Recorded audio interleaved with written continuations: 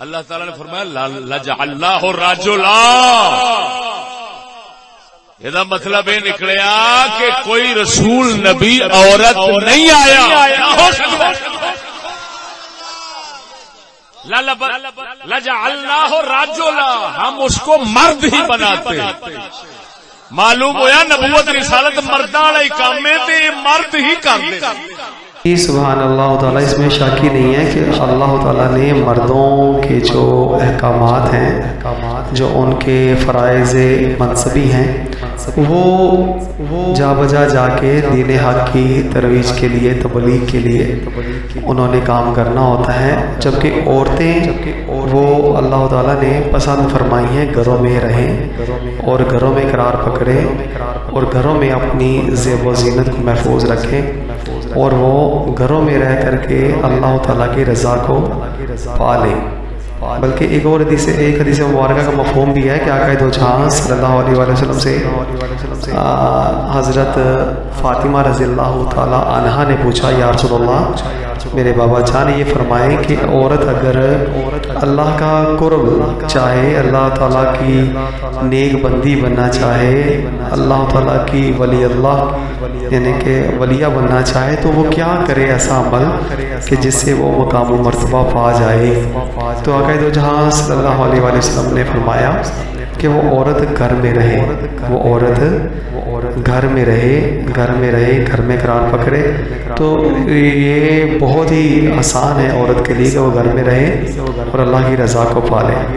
تو اسی طرح سے جو عورت کا اصل منصب ہے وہ گھر ہے، اور نبوت اور رسالت جو منصب ہے وہ اللہ تعالیٰ نے مردوں میں عطا فرمایا ہے. یہ شرف کسی عورت کو نہیں بخشا.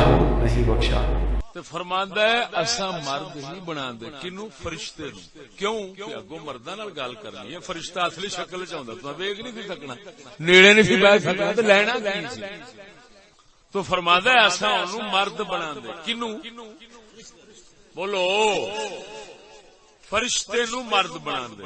اور رجل مرد انسان ہوندا نا، انسان نر انسان. اللہ فرماندا ہے اگر ایتھے اساں انہاں ول بھیج دیندے فرشتہ تے پھر بھی اساں نر مرد بنا کے بھیجنا سی.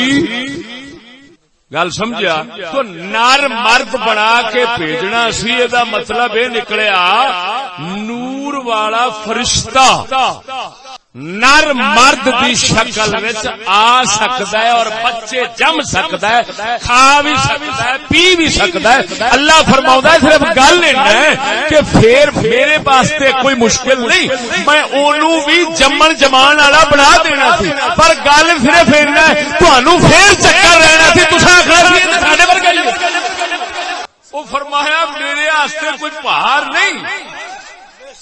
اے فرشتے نورانی دا بندہ مرد بننا، انسان دی شکل چونا.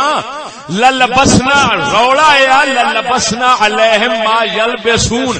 اساں پھر چکر پا دینا سی اوہی جے دے وچ ہن تساں پے جے کہ ساڈا رسول آیا کھڑا ساڈے ورگا ہی ہے. سبحان اللہ. استاد محترم آپ نے بہت ہی زبردست اس میں آپ نے توجہ دلوائی ہے کہ جمہور اہل علم جو لوگ ہیں ان کا اس بات پہ بغیر کسی تعامل کے اتفاق ہے کہ منصب نبوت اور رسالت پر صرف مرد ہی فائز ہوتے ہیں، خواتین میں سے کسی کو بھی یہ شرف حاصل نہیں ہوا.